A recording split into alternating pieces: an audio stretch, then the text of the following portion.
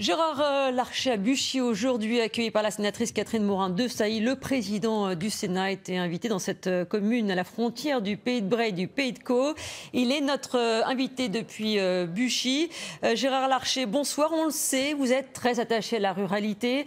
À quelques kilomètres de là où vous êtes, mercredi, de nombreux éleveurs et producteurs de lait se sont rassemblés pour crier leur désarroi. Alors malgré le plan d'aide d'urgence du gouvernement, ils vont de nouveau manifester à Paris le 3 septembre. En tant qu'élu, qu'est-ce que vous leur dites aux agriculteurs? D'abord, la crise agricole, elle est une crise structurelle et pas simplement conjoncturelle. Et le 16 juillet dernier, au Sénat, nous avons rassemblé l'ensemble des producteurs, transformateurs et distributeurs parce qu'il va falloir que soient apportées des réponses, pas simplement pour 2 mois, pour 3 mois. Et il y a 2 semaines, j'ai été avec les laitiers en Bretagne, les porcins. Je serai dans quelques jours avec les producteurs de viande. Et je sais qu'en Seine-Maritime, la question du lait et de la viande, elle se pose de manière forte. Donc la réponse, elle doit être structurelle. Et le Sénat est en train de préparer des dispositions législatives au travers d'une proposition de loi pour donner de la compétitivité. Parce que la question agricole, c'est d'abord une question de compétitivité. Mais aussi...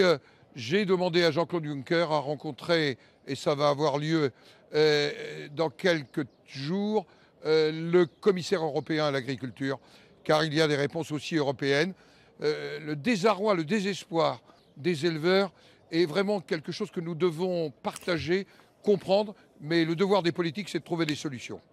Alors, vous êtes aujourd'hui à Buchy, une ville de près de 1500 habitants, milieu rural, on le voit, les services de proximité disparaissent, il y a des déserts médicaux. Alors, quelle est la solution pour vous pour maintenir une certaine cohésion sur le territoire?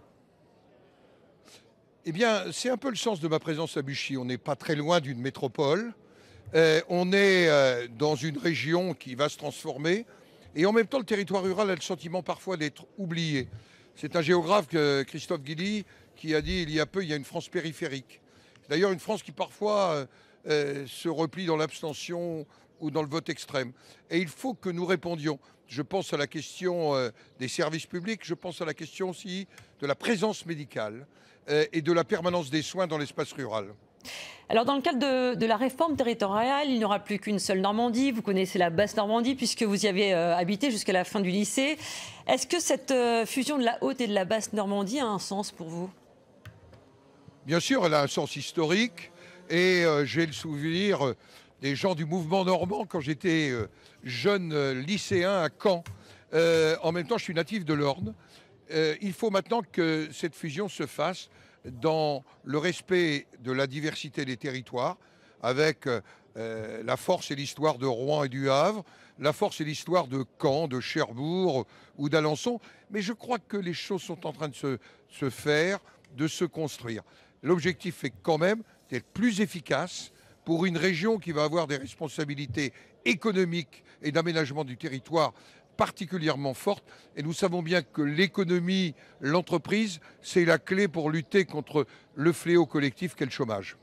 Alors, l'idée à l'origine, quand même, c'était de faire des économies. On le sait aujourd'hui, ça n'en fera pas à court terme. Qu'est-ce que ces grandes régions peuvent vraiment apporter aux citoyens? Je pense que le Sénat l'a toujours dit, c'est pas à court terme que nous aurons des économies. Il y a eu, souvenez-vous, des chiffres assez fantaisistes, donnés notamment par les ministres en charge des collectivités locales. On a parlé de 10 milliards, voire certains de 20 milliards. Non. Il y aura, me semble-t-il, demain, une plus grande efficacité, à la condition qu'on reste aussi proche des citoyens. Voilà pourquoi, dans le cadre de la loi NOTRe, le Sénat s'est battu pour que le département soit le lieu de la proximité sociale et territoriale et que communes et intercommunalités restent le couple de la grande proximité. On ne peut pas avoir qu'une réponse technocratique aux problèmes des citoyens et des territoires.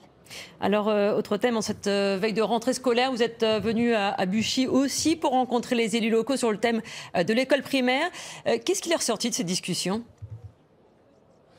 D'abord que l'école primaire est au cœur de la réussite scolaire et que quand 20% des élèves ne possèdent pas la maîtrise de la langue, de l'écriture et que près de 30% ne maîtrisent pas l'arithmétique, il y a en germe ces fameux 140 000 qui sortent du système scolaire avec l'échec. Et que c'est sur le primaire qu'il faut mettre la priorité. Gérard Larcher, merci beaucoup de nous avoir accordé cette interview. On va vous laisser puisque vous êtes attendu pour l'inauguration du vous entendez la cloche sonner, les halles vont commencer et je suis très heureux d'être à Buchy. Merci. Merci.